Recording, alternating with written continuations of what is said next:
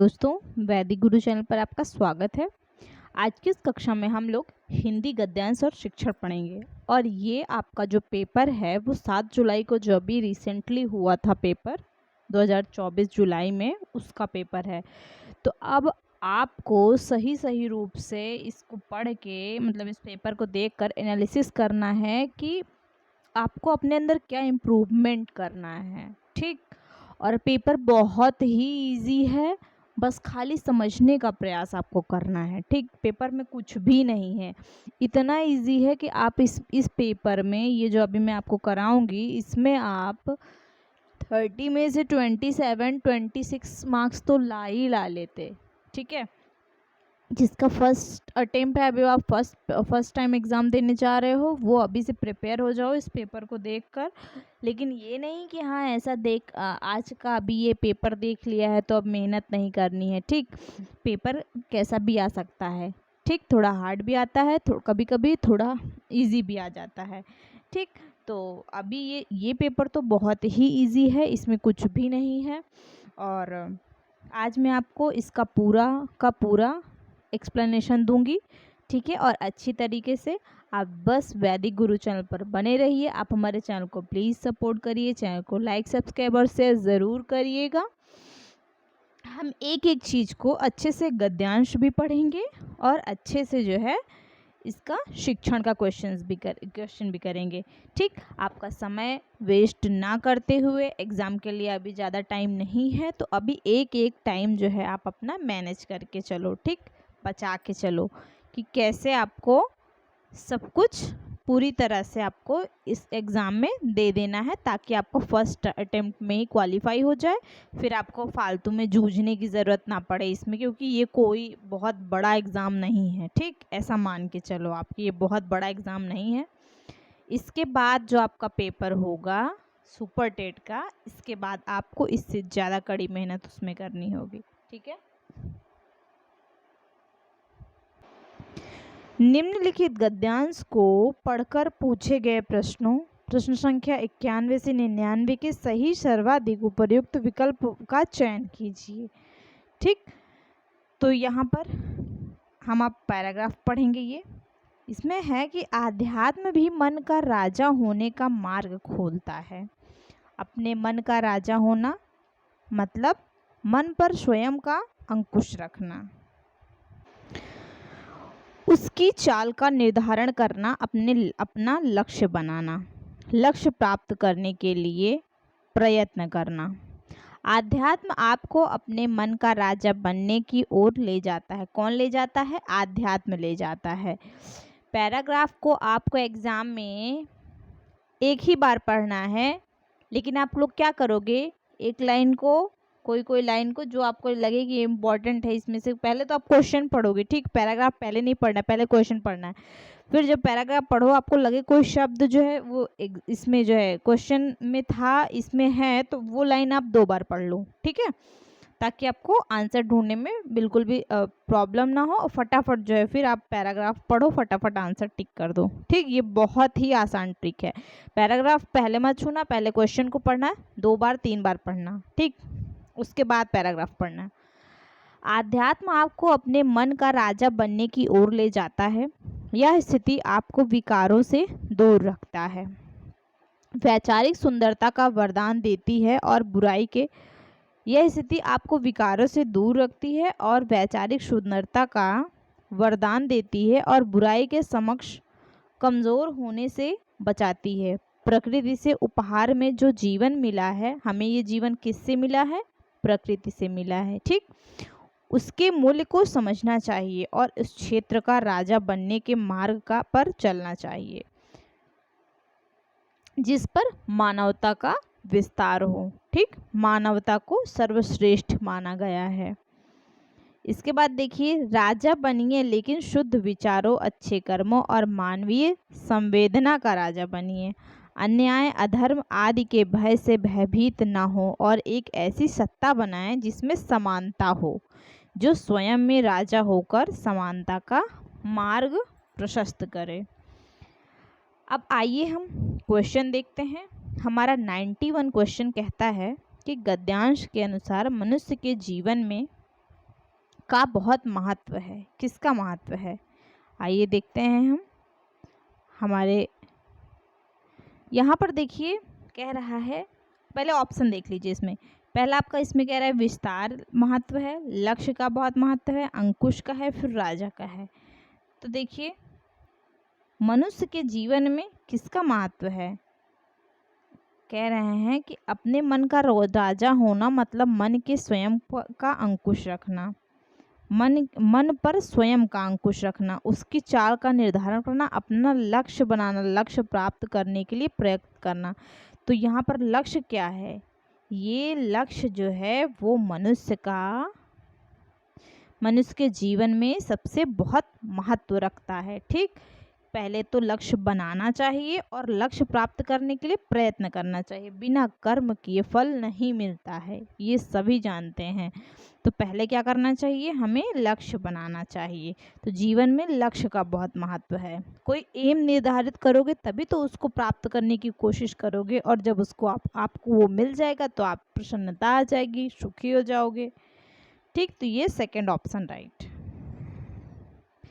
Next question कहता है कि आध्यात्मिक होने का अर्थ है क्या है? वैचारिक प्रबुद्धता, दूसरों पर दया करना, शारीरिक सुंदरता, फिर विचारों की सुंदरता।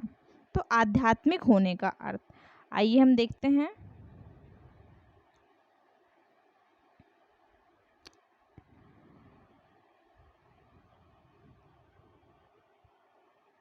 देखिए यहाँ पर कह रहा है, देखिए ये लाइन, आध्यात्म आपको आपके मन का राजा बनने की ओर ले जाता है। यह स्थिति मतलब आध्यात्म की स्थिति, यह स्थिति आपको विकारों से दूर रखती है और वैचारिक सुंदरता का वरदान देती है। मतलब विचारों में सुंदरता होनी चाहिए। तो आध्यात्म कहाँ से आता है? आध्यात्मिक होने का अर्थ क्या है? कि विचारों की सुंदरता, हमारा विचार जो है वो शुद्ध होना चाहिए, किसी के प्रति द्वेष भाव नहीं होना चाहिए। ठीक, 4 ऑप्शन राइट। 93 क्वेश्चन कह रहा है कि आध्यात्म शब्द में प्रत्यय का प्रयोग किया जा सकता है। कौन से प्रत्यय का प्रयोग किया जा सकता है? ई का, इक का, ता का, या फिर ई का? तो जब इसमें आप प्रत्यय लगाओगे तो क्या हो जाएगा? अध्यात्म प्लस कौन सा प्रत्यय लगा सकते हो? इक प्रत्यय। ठीक, सेकंड अध्यात्म प्लस इक, तो ये क्या हो जाएगा? अध्यात्म, ये इसमें आ जाएगा आध्यात्मिक। ठीक, आध्यात्मिक, ये आपका शब्द बन जाएगा आध्यात्मिक जब इसमें आप इक प्रत्यय लगाओगे तो। ठीक, जो बाद में लगता है वो प्रत्यय होता है और उपसर्ग क्या होता है? पहले आता है। ठीक, उपसर्ग प्रथम में आता है और प्रत्यय जो है वो बाद में आता है। तो इसमें सेकंड ऑप्शन राइट। विशेषण विशेष्य का उदाहरण नहीं है, तो इसमें कौन सा विशेषण? देखिए इसके पहले भी हमने कुछ पढ़ा था, उसमें आपका ये आया था विशेषण विशेष्य। ठीक है, मैंने आपको डिफाइन भी किया था। तो वैचारिक सुंदरता, अच्छे कर्म, मानवीय संवेदना, लक्ष्य निर्माण। देखिए विशेषण और विशेष्य की परिभाषा मैंने पहले भी आपको बताई थी और आज भी आपको मैं एक बार रिपीट कर देती हूँ। विशेषण क्या होता है? जिस शब्द से संज्ञा या सर्वनाम की विशेषता का बोध हो। ठीक, संज्ञा या सर्वनाम की, संज्ञा या सर्वनाम की विशेषता पता चले। ठीक, विशेषता का बोध हो, वो क्या होता है? वो विशेषण कहलाता है। ठीक, वो विशेषण कहलाता है। विशेषण क्या? संज्ञा या सर्वनाम की विशेषता का जिसमें बोध हो। ठीक, वो क्या कहलाता है? वो आपका विशेषण कहलाता है। जैसे देखो आपको एग्जाम्पल बता दे रही हूँ। उदाहरण के लिए, राधा सुंदर लड़की है। तो इसमें आपका विशेषण कौन सा होगा? सुंदर होगा। सुंदर कौन है? राधा सुंदर है ना। तो राधा क्या है? संज्ञा हो गई। ठीक, किसी व्यक्ति वस्तु अथवा स्थान के नाम को संज्ञा कहते हैं। तो ये सुंदर क्या हो गया? ये आपका विशेषण हो गया। जैसे उसका कोट पुराना है, तो पुराना था या है, तो पुराना क्या हो गया? ये आपका विशेषण हो जाएगा। ठीक, और विशेष क्या होता है? विशेष उस शब्द को कहते हैं जिसकी विशेषता बताई जाती है, अर्थात जिसकी विशेषता विशेषण से प्रकट हो। ठीक, जैसे कि मोहन सुंदर बालक है, तो यहाँ पर बालक क्या है? ये एक विशेष्य है, क्योंकि सुंदर शब्द उसकी विशेषता बतलाता है। ठीक, जैसे देखो कह रहे हैं कि राजन सुंदर बालक है। ठीक, तो राजन क्या है? सुंदर बालक है। तो देखिए जो बालक है वो क्या हो जाएगा? विशेष से हो जाएगा। सुंदर विशेषण हो गया, राजन संज्ञा हो गई। ठीक, तो यहाँ पर जो सुंदर शब्द है यह क्या कर रही है? यह विशेषता बतलाता है। सुंदर शब्द विशेषता बतलाता है। ठीक, बालक क्या हो गया? ये बालक आपका विशेष से हो गया। तो यहाँ पर देखिए इस क्वेश्चन में 94 क्वेश्चन में इसमें कह रहा है विशेषण विशेष्य का उदाहरण नहीं है। तो वैचारिक सुंदरता मतलब विचारों में सुंदरता इसमें है, अच्छे कर्म, मानवीय संवेदना, लेकिन जो लक्ष्य निर्माण है, लक्ष्य निर्माण, ये आपका इसमें जो है आपका विशेषण और विशेष्य नहीं है। ठीक, तो इसलिए 94 में 4 ऑप्शन राइट हो जाएगा। इसके बाद नेक्स्ट क्वेश्चन, राजा का अनिवार्य गुण नहीं है। तो देखिए राजा का अनिवार्य गुण नहीं है, क्या नहीं है? मानवीय संवेदना, अच्छे कर्म, धर्म भीरू होना, या फिर निर्भयता। ठीक, तो आइए हम देखते हैं पैराग्राफ में देखेंगे। देखिए ये कह रहे हैं इस लाइन में, देखिए कह रहा है कि राजा बनिए लेकिन शुद्ध विचारों, अच्छे कर्मों और मानवीय संवेदनाओं का राजा बनिए। अन्याय, अधर्म आदि के भय से भयभीत ना हो। ठीक, तो यहाँ क्या कह रहा है कि धर्म के प्रति भयभीत उसमें कह रहा है, तो धर्म भीरू नहीं होना चाहिए। ठीक, तो यहाँ पर आपका राइट आंसर देखेंगे हम 95 क्वेश्चन में कह रहे हैं कि राजा का अनिवार्य गुण क्या नहीं है? धर्म भीरू होना। राजा को कैसा होना चाहिए? मानवीय संवेदना युक्त होना चाहिए, उसके अंदर अच्छे कर्म होने चाहिए, निर्भयता होनी चाहिए। ठीक, डरे नहीं वो, लेकिन ये धर्म भीरू नहीं होगा, इसलिए थर्ड ऑप्शन आपका राइट हो जाएगा। ठीक, जब आपके क्वेश्चन में नेगेटिव कोई भी वर्ड आए तो आप उसको ऐसे क्या करोगे? राउंड राउंड कर लोगे। ठीक, ताकि आपको आंसर देने में कठिनाई ना हो। जब मैंने सीटेट का एग्ज़ाम दिया था तो मेरा भी 1-2 क्वेश्चन इसी वजह से गड़बड़ हो गया था, इसलिए मैं आपको अभी बता रही हूँ कि आप लोग क्या करोगे, उसको ऐसे राउंड कर लोगे। तो आप क्या होता है ना कि कन्फ्यूज़न हो जाता है। वो जो टाइम पीरियड होता है एग्ज़ाम में बैठे रहो ना, तो उस समय कुछ समझ में नहीं आता है। तो क्या करोगे, अगर आप ये छोटी छोटी पॉइंट्स को याद रखोगे, ऐसा सोचोगे कि मैडम ने ये बोला था ना, तो वो आप करोगे, तो फिर वो आपका जो है गलती होने से आपकी बच जाएगी, फिर आपके मार्क्स अच्छे हो जाएंगे। 96 क्वेश्चन देखेंगे। एक राजा को ... और से नहीं डरना चाहिए। किससे? असमानता, समता, वैचारिक सुंदरता, लक्ष्य निर्माण, आध्यात्म, अन्याय और अधर्म। तो देखिए उसमें हमारे पैराग्राफ में था कि अन्याय और अधर्म से नहीं डरना चाहिए। ठीक, एक राजा को अन्याय और अधर्म से कभी नहीं डरना चाहिए। राजा के किन गुणों की चर्चा गद्यांश में की गई है? शुद्ध विचार, अंकुश लगाना, अच्छे कार्य, दान कर्म, शुद्ध विचार, अच्छे कर्म, समता, समानता। अभी अभी हमने पढ़ा ना अभी इसके पहले वाले क्वेश्चन में अभी हमने पैराग्राफ में पढ़ा ना कि राजा के कौन से गुण होने चाहिए? जो यहाँ पर आपके ऑप्शन में ऐसा कौन सा है जो राजा के अंदर होना चाहिए? शुद्ध विचार और अच्छे कर्म होने चाहिए। ठीक, निर्भयता होनी चाहिए उनके अंदर, डर नहीं होना चाहिए। ठीक, तो शुद्ध विचार और अच्छे कर्म, थर्ड ऑप्शन आपका राइट हो जाएगा। 98 क्वेश्चन आप देखोगे, 98 क्वेश्चन कह रहा है कि राजा बनने के लिए की राह पर अग्रसर होना होगा, प्रगति, आध्यात्म, सत्य या फिर कल्याण। तो देखिए हम आगे देख लेते हैं हम पैराग्राफ में कि राजा बनने के लिए हमें क्या करना चाहिए? अध्यात्म भी मन का राजा होने का मार्ग खोलता है। तो क्या करना चाहिए? आध्यात्मिक होना चाहिए राजा बनने के लिए।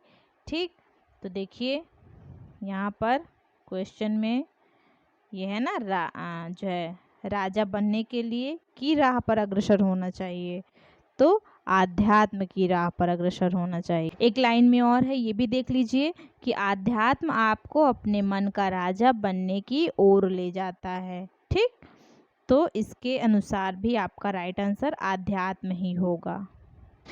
ये रहा आपका क्वेश्चन कि राजा बनने के लिए की राह पर अग्रसर होना चाहिए, तो राजा बनने के लिए आध्यात्म की राह पर अग्रसर होना चाहिए। प्रगति, सत्य, कल्याण है हमारे उसमें क्या बताया गया है? आध्यात्म बताया गया है। ये तीनों नहीं होंगे, सेकंड ऑप्शन राइट होगा। 99 क्वेश्चन कहता है अपने मन का राजा होने से तात्पर्य है, क्या तात्पर्य है? दूसरों पर अंकुश लगाना, अपने लक्ष्य के लिए सत्ता हड़पना, मन को नियंत्रित करना, अपने जीवन का पर अंकुश लगाना। तो देखिए इसमें आपका राइट आंसर कौन सा हो सकता है? क्या आपको दूसरों के ऊपर अंकुश लगाना होता है? नहीं।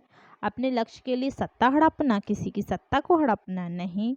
अपने जीवन पर अंकुश लगाना? नहीं। जीवन पर अंकुश कैसे लगा सकते हो? थर्ड ऑप्शन राइट हो जाएगा कि मन की को नियंत्रित करना। ठीक, अपने मन को कंट्रोल करना, चारों तरफ जो भागता रहता है ना उसको एक स्थायी गति देना। ठीक, तो ये आपका थर्ड ऑप्शन इसमें राइट हो जाएगा। इसके बाद नेक्स्ट देखेंगे हम लोग, कविता आई है। नीचे दी गई कविता को पढ़कर प्रश्नों के सबसे उचित विकल्प का चयन कीजिए। ये पढ़कर आ गया है, मिसप्रिंट हो गया पढ़कर। तो 100 से 105 तक का क्वेश्चन है इसमें। गांधी, तिलक, सुभाष, जवाहर का प्यारा यह देश है, जियो और जीने दो का सबको देता संदेश है। प्रहरी बनकर खड़ा हिमालय जिसके उत्तर द्वार पर, हिंद महासागर दक्षिण में इसके लिए विशेष है। लगी गूंजने दशों दिशाएं, वीरों के यशगान से, हमें मिली आज़ादी वीर शहीदों के बलिदान से। ठीक, तो ये रही आपकी जो है कविता, छोटी सी। तो कविता भी आ सकती है, ये आप इम्पोर्टेंट में रख लो, आपको पढ़ना ही पढ़ना है। ठीक, तो आगे हम क्वेश्चन देखते हैं। हमारा 100 क्वेश्चन क्या कहता है?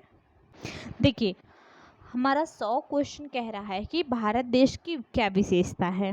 उत्तर में प्रहरी खड़े हैं, दक्षिण में अरब सागर है, तीसरे में कहता है कि दक्षिण में हिंद महासागर है, चौथे में कह रहा है कि उत्तर में सुंदर वादियां हैं। तो देखेंगे हम लोग, प्रहरी बनकर खड़ा हिमालय जिसके उत्तर द्वार पर, हिंद महासागर दक्षिण में इसके लिए विशेष है। ठीक, तो देखिए यहाँ पर कौन सा हो सकता है उत्तर? यहाँ पर आपका राइट आंसर जो होगा 100 में वो आपका हो जाएगा दक्षिण में हिंद महासागर। ठीक, दक्षिण में हिंद महासागर है। ईस्ट, वेस्ट, नॉर्थ, साउथ तो नीचे है ना, पूरा पश्चिम, उत्तर, दक्षिण हो गया, तो दक्षिण की तरफ हिंद महासागर है। यहाँ पर हमारा राइट आंसर कौन सा हो जाएगा? थर्ड ऑप्शन हो जाएगा। 101 क्वेश्चन देखेंगे। कविता में किस संदेश की बात की गई है? सुख से जीवन जियो, दूसरों को जीने दो, दुखों से घबराना नहीं, जियो और जीने दो। तो यहाँ पर देखेंगे हम क्या कहा गया है।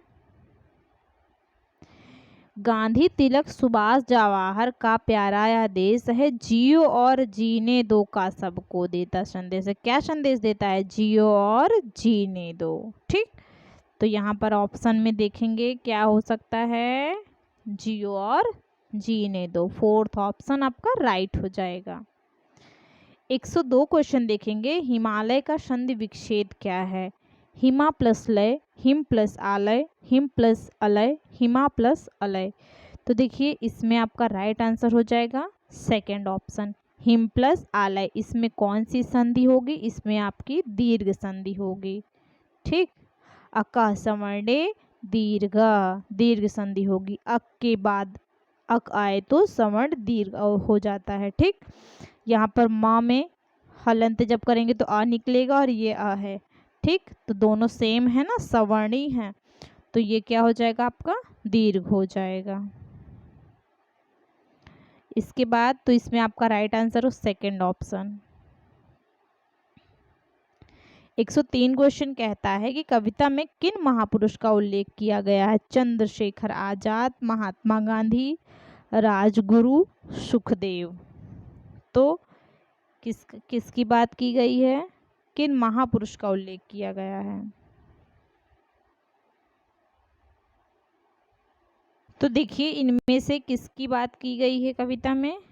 कविता में देखिए यहाँ पर गांधी, तिलक, सुभाष, जवाहर।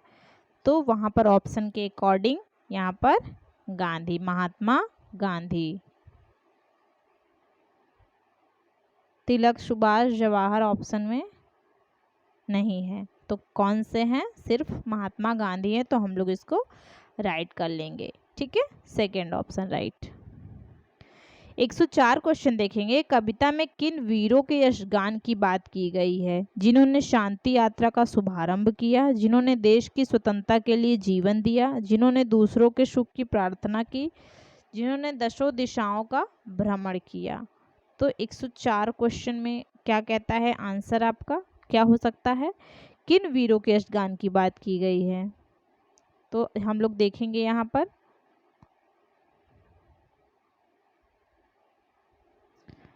किसकी बात की गई है। हमें मिली आज़ादी वीर शहीदों के बलिदान से। ठीक, कह रहे हैं कि यहाँ पर लगी गूंजने दशों दिशाएं वीरों के यशगान से, हमें मिली आज़ादी वीर शहीदों के बलिदान से। तो क्वेश्चन में क्या हो सकता है? किन वीरों के यशगान की बात कही है? जिन्होंने शांति यात्रा का शुभारंभ किया, जिन्होंने देश की स्वतंत्रता के लिए जीवन दिया, जिन्होंने दूसरे के सुख की प्रार्थना की, जिन्होंने दशों दिशाओं का भ्रमण किया। तो इसमें आपका राइट आंसर कौन सा हो जाएगा? सेकंड ऑप्शन, क्योंकि बलिदान दिया था जीवन के मतलब देश के लिए, तो जिन्होंने देश की स्वतंत्रता के लिए जीवन दिया। ठीक, सेकंड ऑप्शन राइट। 105 क्वेश्चन कहता है कि वीर का बहुवचन रूप क्या होगा? देख लीजिए आपका वचन भी आएगा, तो ये भी आप एक इम्पॉर्टेंट में डाल लीजिएगा, ये भी आपको पढ़ना है। ठीक, वचन हुआ, संधि विच्छेद हुई, ये सारी चीज़ें आपको पढ़ना है। कुछ भी आ सकता है, प्रत्यय हुआ, उपसर्ग हुआ, ये सब आपको पढ़ना है। अगर आपको वीडियो चाहिए इस पे तो आप कमेंट में कमेंट कर सकते हो आप मुझे। ठीक है, तो यहाँ पर आपका राइट आंसर क्या हो जाएगा? वीर का बहुवचन, देखिए वीर का बहुवचन रूप क्या होगा? वीरों होगा। ठीक, वीरों, वीर का बहुवचन वीरों होगा। इसके बाद 106 क्वेश्चन देखेंगे, किसी टॉपिक पर मानस मंथन करने के बाद भी एक बालिका अपने आप से अनुच्छेद नहीं कर लिख पा रही है, हालांकि यह वयस्क या सहपाठी के मार्गदर्शन से सीख जाती है। इस प्रकार के मार्गदर्शन को क्या कहेंगे? मदद, स्कैफोल्डिंग, स्कैफोल्डिंग होगा। ठीक, स्कैफोल्डिंग, सहपाठी शिक्षण या फिर सहपाठी परामर्श, फिर टीम शिक्षण। तो देखिए अगर कोई बच्चा, ठीक, कोई व्यक्ति क्या कर रहा है, उसने बहुत अपने आप से प्रयास कर लिया, उसके बाद जब बीच में कोई सहपाठी फिर कोई वयस्क उसकी मदद कर देता है, करने के बाद जब वो अपना कार्य मार्गदर्शन मतलब उसको बताने पर जब वो अपना कार्य पूर्ण कर लेता है, तो ये आपका स्कैफोल्डिंग मदद हो जाती है। ठीक, इसको पाड़ भी कहते हैं, मचान भी कहते हैं इसको। ठीक, इसको पाड़, मचान, इन सब नामों से बोलते हैं। ठीक, तो इसलिए फर्स्ट ऑप्शन राइट। 107, यह अधिगम का एक प्रकार है जिसमें बच्चे को उच्च स्तरीय मानसिक प्रक्रियाओं जैसे बुद्धि या तर्क करना आदि का प्रयोग करना होता है। मौखिक अधिगम, अवधारणा अधिगम, गद्यात्मक कौशल अधिगम या फिर संरचना अधिगम। तो 107 क्वेश्चन जो है इसमें आपको आपका क्या राइट हो जाएगा कि अधिगम का जिसमें बच्चे को उच्च स्तरीय मानसिक प्रक्रियाओं जैसे बुद्धि या तर्क करने का प्रयोग जो है सिखाया जाता है, तो वो आपका हो जाएगा अवधारणा अधिगम। ठीक, सेकंड ऑप्शन उसमें आपका राइट हो जाएगा अवधारणा अधिगम। इसके बाद एक अध्यापक होने के नाते आप एक बच्चे को उसके कुल भाषा प्रयोग के लिए प्रशंसा करते हैं।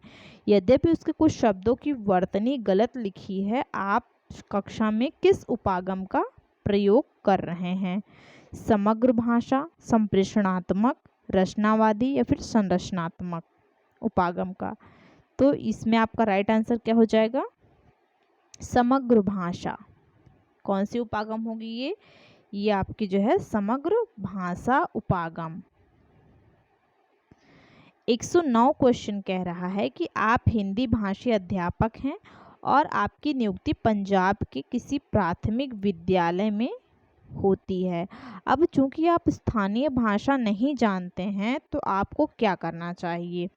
किसी हिंदी भाषी क्षेत्र में स्थानांतरण के लिए आवेदन कर लेना चाहिए, बच्चों की भाषा को एक संसाधन के रूप में इस्तेमाल करना चाहिए और शिक्षण आरंभ करना चाहिए, अंग्रेजी में संप्रेषण करना चाहिए, समुदाय को हिंदी सीखने के लिए प्रेरित करना चाहिए। ठीक है, तो ये जो 109 क्वेश्चन है इसमें आपका राइट आंसर कौन सा वाला हो जाएगा कि इसमें ये हो जाएगा अगर आप जो दूसरी जगह कहीं आपकी नियुक्ति हो गई है तो आपको क्या करना चाहिए? बच्चों की भाषा को एक संसाधन के रूप में इस्तेमाल करना चाहिए। ठीक, अब आप अगर ये स्थानांतरण कर लेंगे, अपना ट्रांसफ़र करवा लेंगे तो इसमें तो आप भाषा सीख ही नहीं पाएंगे। ठीक, और इंग्लिश में करेंगे अगर आप संप्रेषण करना चाहिए अगर करेंगे तो बच्चे हो सकता है ना समझ पाएँ, और समुदाय को पूरी समुदाय को हिंदी सीखने के लिए प्रेरित नहीं। इसमें आपको कि बच्चों की भाषा को एक संसाधन के रूप में, ठीक, उसको आप खुद से इस्तेमाल करिए और करते करते आप उसको खुद ही जब शिक्षण करने लगेंगे तो आप उसको खुद ही सीख जाएंगे। ठीक, तो ये आपका सेकंड ऑप्शन राइट हो जाएगा। 110 क्वेश्चन कहता है कि किसी पाठ्य सामग्री में विशिष्ट सूचना निकालने के उद्देश्य से गहन पूर्वक या गहराई से उस पाठ्य सामग्री को पढ़ने का कौशल बोध है, वैश्विक है या फिर स्थानीय है, निष्कर्षात्मक है, फिर मूल्यांकन परक है। तो ये जो होगी आपकी ये पाठ्य सामग्री को पढ़ने का जो कौशल है वो आपका स्थानीय कौशल होगा। ठीक, स्थानीय कौशल सेकंड ऑप्शन राइट। 111 क्वेश्चन कह रहा है कि भाषा अधिगम में निदानात्मक परीक्षण का उद्देश्य क्या है? अगर आपको इस तरह का क्वेश्चन आता है तो सबसे पहले आप निदानात्मक परीक्षण को जो है उसको क्या कर लीजिए, गोला लगा लीजिए। उसके बाद अब ऑप्शन को पढ़िए। योगात्मक आकलन के लिए योजना एवं प्रश्न बनाना, अभिभावक शिक्षक बैठक में अभिभावकों को सूचित करना और ध्यान देने के लिए कहना, बच्चों की समझ में रह गए अंतरों को जानना और उपचारात्मक कदम उठाना, विद्यार्थियों के प्रगति रिपोर्ट कार्ड में प्राप्त फल लिखना। ठीक, तो ये आपका 111 क्वेश्चन जो है इसमें क्या है? निदानात्मक परीक्षण। इसका आपको एक ट्रिक बताती हूँ, जहाँ भी निदान होगा क्वेश्चन में उपचार जरूर आएगा। इसमें ढूंढिए कहाँ उपचार हो सकता है। तो बच्चों की समझ में रह गए अंतरों को जानना कि उनमें अंतर क्या है और उस पे उपचारात्मक कदम उठाना। ठीक, डॉक्टर को जब बीमारी का पता चलता है तो वो क्या करता है? इलाज करता है, उसका उपचार करता है। ठीक, तो इसी से आप इसको ट्रिक लगा लीजिए। पहले तो यहाँ पर बच्चों को इसमें रखा गया है, एक पॉजिटिविटी हमको मिल गई। उसके बाद बच्चों की समझ में रह गए जो अंतरों को जानिए और उसके बाद उसका उपचार करिए। ठीक, तो ये आपका थर्ड ऑप्शन राइट। इसके बाद 112 क्वेश्चन देखिए, निम्नलिखित में से कौन सा कथन पाठ्य पुस्तक के बारे में सही है। पाठ्य पुस्तक से रिलेटेड देखिए, ऑनलाइन एग्ज़ाम जो हुआ था उसमें भी बहुत बार मैंने पढ़ाया, अभी आपको इसके पहले जो है संस्कृत में भी पढ़ाया है मैंने, तो उसमें भी आपको कई बार ये पाठ्य पुस्तक के बारे में आया है। तो आप जो है इसको ध्यान से पढ़िएगा थोड़ा, ये क्वेश्चन बहुत ही इम्पॉर्टेंट है और आपके एग्ज़ाम में, नेक्स्ट एग्ज़ाम में भी आने की संभावना है। ठीक, तो इसको मोस्ट इम्पॉर्टेंट में रखिएगा। इसमें कह रहे हैं कि निम्नलिखित में से कौन सा कथन पाठ्य पुस्तक के बारे में सही है। पहली बात तो ये क्वेश्चन पॉजिटिव है। फर्स्ट ऑप्शन कह रहा है कि पाठ्य पुस्तक अध्यापक और विद्यार्थी के लिए एकमात्र महत्वपूर्ण सामग्री है। सेकंड कह रहा है कि यह पाठ्यचर्या में उल्लिखित उद्देश्यों को प्राप्त करने में मदद करती है। ये सत्र के लिए शैक्षिक गतिविधियों की योजना है। पाठ्य पुस्तक का स्थान कोई दूसरा नहीं ले सकता। ठीक, तो यहाँ पर आपका राइट आंसर कौन सा हो जाएगा कि पाठ्य पुस्तक के बारे में क्या सही हो सकता है। ये क्यों है, विद्यार्थी के लिए क्या केवल एक मात्र महत्वपूर्ण, एक मात्र, तो ये निगेटिव पॉइंट हो गया। ठीक, अगर ये मिलता है तो ये आपको कट ही करना है। और ये सत्र के लिए शैक्षिक गतिविधियों की योजना है, ये भी नहीं हो सकता। पाठ्य पुस्तक का स्थान कोई दूसरा नहीं ले सकता, ये भी नहीं हो सकता। इसमें जो राइट आंसर होगा कि यह पाठ्यचर्या में उल्लिखित जो उद्देश्य होते हैं उनको प्राप्त करने में मदद करता है। ठीक, जो पाठ्य पुस्तक होती है वो पाठ्यचर्या में हम जो उल्लिखित उद्देश्यों को प्राप्त करने में क्या करता है, मदद करता है। Second option right. 113 क्वेश्चन कहते हैं कि निम्नलिखित में से कौन सा कक्षाई अभ्यास विद्यार्थियों में मौखिक भाषा के विकास में मदद करेगा। अध्यापक के लिए पाठ्य सामग्री का संवेद पठन, कविता को कंठस्थ करने के लिए कर लेने के बाद कविता का संवेद गायन, सेकंड तो हो ही नहीं सकता, कंठस्थ करना आ गया। रोल प्ले में भाग लेना, नए या परिचित शब्दों के सही उच्चारण का अभ्यास करना, ये भी नहीं हो सकता, ये भी नहीं होगा। इसमें आपका राइट आंसर हो जाएगा कक्षाई अभ्यास विद्यार्थियों में मौखिक भाषा के विकास में मदद करता है। तो इसमें क्या कर रहे हैं, रोल प्ले में भाग लेंगे। अगर आप रोल प्ले में भाग लेते हैं तो क्या करेंगे, आप खुद को जो है उसमें रोल्ड कर देंगे, तो आप करके सीखेंगे। ठीक, बोल बोल कर सीख रहे हैं, मौखिक भाषा को करके सीख रहे हैं, तो करके सीखने को ज़्यादा महत्वपूर्ण माना गया, इसलिए थर्ड ऑप्शन आपका राइट हो जाएगा। 114 क्वेश्चन देखिए, इसमें क्या कहते हैं कि जब हम यह कहते हैं कि भाषा यादृच्छिक है तो इसका तात्पर्य क्या है। भाषा के शब्दों और उनके अर्थों के बीच अंतर्निहित संबंध होगा। शब्दों और उनके अर्थों के बीच संबंध किसी ठोस कारण पर आधारित है, ना कि बस यूं ही। थर्ड कहता है कि भाषा के शब्दों और उनके अर्थों के बीच किसी प्रकार का अंतर्निहित संबंध नहीं है। भाषा पहले से निर्धारित सिद्धांतों का पालन करती है।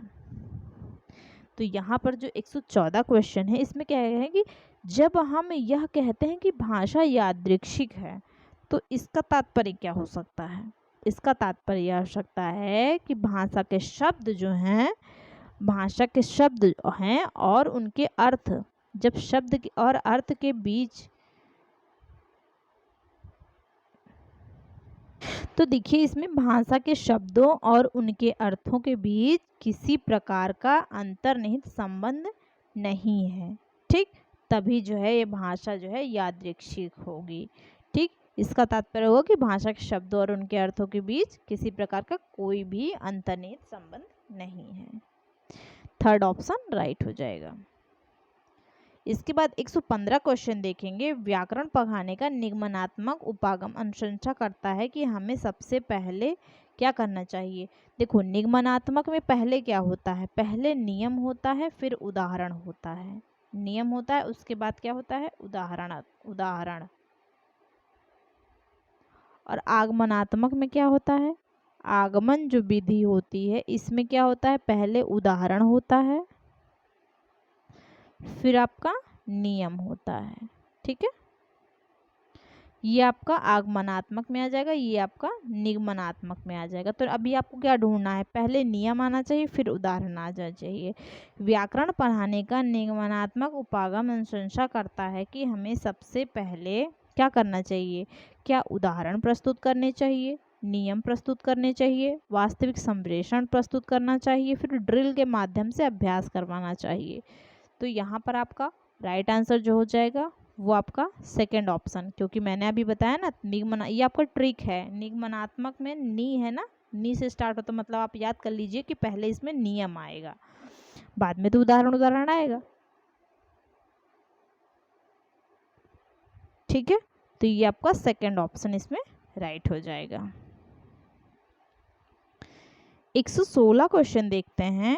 तथ्यों से कहीं आगे जाकर अनुमान लगाने का तरीका है, क्या है? व्याख्या करना, विश्लेषण करना, निष्कर्ष करना, पाठ्य सामग्री का, ये आपका पाठ्य सामग्री का विस्तार हो जाएगा। ठीक, ये थोड़ा गड़बड़ हो गया है, विस्तार। तो देखिए इसमें आपका राइट आंसर कौन सा वाला हो जाएगा, इसमें हो जाएगा कि तथ्यों को कहीं आगे जाकर अनुमान लगाने का तरीका है कि पाठ्य सामग्री का विस्तार किया जाए। जब पाठ्य सामग्री का विस्तार होगा तो इससे क्या होगा कि जो हमारे पास जो तथ्य हैं उस पे आगे जाकर अनुमान भी लगाया जा सकता है। ठीक, तो फोर्थ ऑप्शन आपका राइट हो जाएगा। व्याख्या करना, विश्लेषण करना, निष्कर्ष करना नहीं होगा। इसके बाद हम नेक्स्ट क्वेश्चन 117 क्वेश्चन देखते हैं। एक भाषा अध्यापक को चाहिए कि यह शिक्षार्थियों को स्वच्छंद लेखन के लिए प्रोत्साहित करे, क्योंकि स्वच्छंद लेखन का शिक्षार्थियों के लिए लाभ है। क्या लाभ है? यह शिक्षार्थियों को प्रवाह के साथ और रचनात्मक तरीके से लिखने के लिए प्रोत्साहित करता है। शिक्षार्थी लिखने या ना लिखने के लिए स्वतंत्र है। शिक्षार्थी ये महसूस नहीं करते हैं कि उन्हें कुछ अधिक या एकदम सटीक लिखना है। शिक्षार्थी अपनी प्रथम भाषा के लिखित स्वरूप के गुणधर्म समावेशित कर सकते हैं। ठीक, तो यहाँ पर कह रहे हैं कि एक भाषा अध्यापक को चाहिए कि यह शिक्षार्थियों को स्वच्छंद लेखन के लिए, मतलब स्वतंत्र उनको दे दिया जाए कोई टॉपिक कि आप उस पर लिखो, अपने आप लिखो, स्वतंत्रता दे दी जाए। क्योंकि स्वच्छंद लेखन का शिक्षार्थियों के लिए क्या लाभ हो सकता है? क्या शिक्षार्थी लिखने या ना लिखने के लिए स्वतंत्र हैं? ऐसा नहीं है। शिक्षार्थी ये महसूस नहीं करते कि उन्हें कुछ अधिक या एकदम सटीक लिखना है, ऐसा भी नहीं है।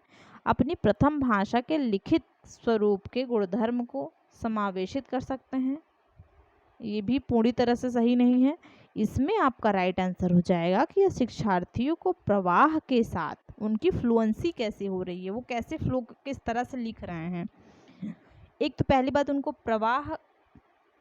उनके प्रवाह का पता चलेगा, फिर रचनात्मक तरीके से लिखने के लिए उन्हें क्या होगा, प्रोत्साहित करता है ये।